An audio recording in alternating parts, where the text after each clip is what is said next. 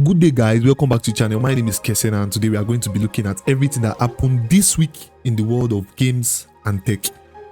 Firstly, let's start with the negatives. Game releases this week. Samson just released to, will I say, a bit of negative review. It is one of those games where it was announced. I don't exactly know when it was announced, but I'll have the date up. It was announced then. I think it had a bit of traction and some pre-registers on Steam, and it was like going to be a good game, but it was just one of those games where it wasn't meant to be. It was $25 on Steam, and it had very strong environment. That's like I have a bit of gameplay up for you to like see what I'm talking about. It was like very GTA inspired. It was like, it looked a bit like GTA 4, like with the old New York, let's say New York environment and like New York setting. And like, yeah, it looks pretty good, but a lot of the review I've seen online after the release of the game is really meddling. I've not played it personally. Let me get that out of the way. I've not played it personally. I've only seen clips, and I've seen, like, I checked the meta review score and I've watched some other reviews on it, and generally is looking mixed. The second biggest news of this week: RAM prices are beginning to come down, guy. RAM prices, RAM. If you have not been following the news, because of AI companies, RAM have basically become RAM had basically become gold, whereby because of like the price gouging from AI companies like purchasing a lot of RAMs, and RAM companies no longer like will I say they were no longer considering the casual or the normal people that were like, they were no longer making RAMs for computers, and there's a word I'm looking for, but I'll remember it. But basically they were no longer making RAMs for consumers. They were now making for AI companies. So because of that, the RAM prices were beginning to like shoot up. That, in addition with scalpers buying up all the RAM in the market, was making the whole like RAM prices, the whole RAM situation even worse. And because of AI driven inflation, and it's basically was shooting up everything in the market, like price for everything. So you like prices for phones, prices for consoles, prices for PCs, everything was going up because of RAM prices.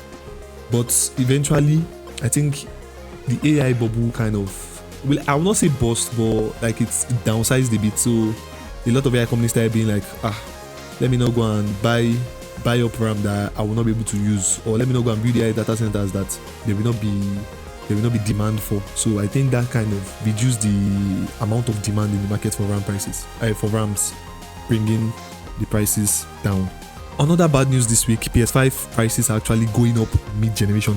I know that doesn't make sense. I don't like it. It has never happened in any console generation where prices of the console goes up mid-generation. Like, it's usually a mid-generation update, then like they do like, okay, look, for example, now PS4, then there was the PS4, is it Plus or Pro? But there was the one that came after the PS4, and it increased the price, and everybody was like, okay, I'm getting more for the price increase. But imagine the base PS4 having a price increase mid-generation. It still doesn't make sense to me. I don't know why Sony as a company would, will I say, I know they can't run on a loss, definitely, and usually they even make losses on the consoles, but at the same time, prices going up mid-generation is kind of weird, because come to think of it, the PS5 released, will I say 2020 or 2021? I'm not 100% sure, but it's released early 2020s, like it was 2020 or 2021, I'm not really sure. Then after that, 6 years after the release, or 5 years after the release, prices are going up. That's not actually, I don't know what they are doing in PlayStation. And this is supposed to be the moment where we are supposed to already be like looking at, okay, you're already having how many years left on this generation? You already released the PS5 Pro, so how many years left do we have really on this PS5 generation? And you are raising prices. It doesn't really add up to me. Like, it doesn't really make sense to me generally. Like, I don't see why the PS5 prices will be increasing instead of reducing. But all they blamed it on is hardware prices. So like, if hardware prices, you are saying, okay, RAM prices are coming down, and you are blaming hardware prices, which is basically, I think the only reason they could justify the price going up was because of the RAM. And since RAM is coming down now, what do they do? That would be my question I would have to ask to them. But I don't know. What do you think about the PS5 prices raising? Help me leave a comment. What do you think about everything we have spoke about so far, basically? What would be your opinion on everything we just spoke about so far?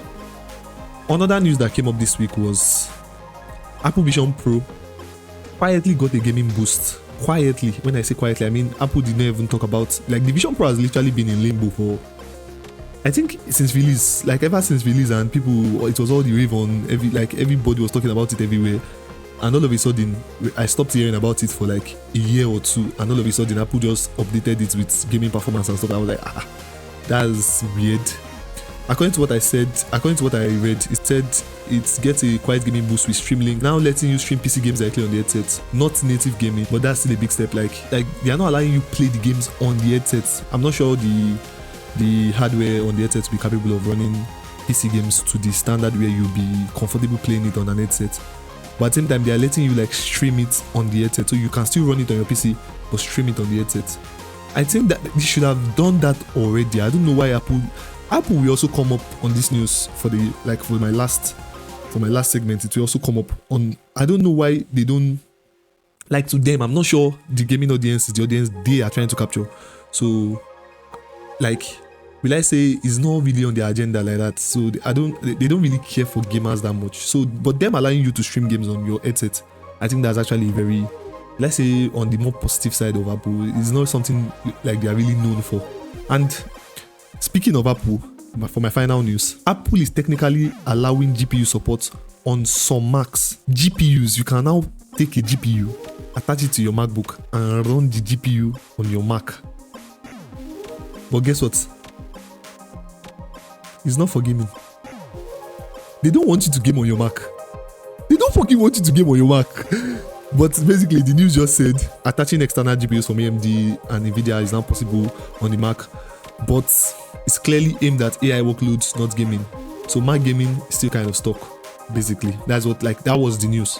They just allowed you stream games on your, not stream games, like pass, like you can play the game on your PC but stream it to your headset, and they just quietly released some support for AMD and Nvidia CPUs on their MacBooks, and that was all they did this week.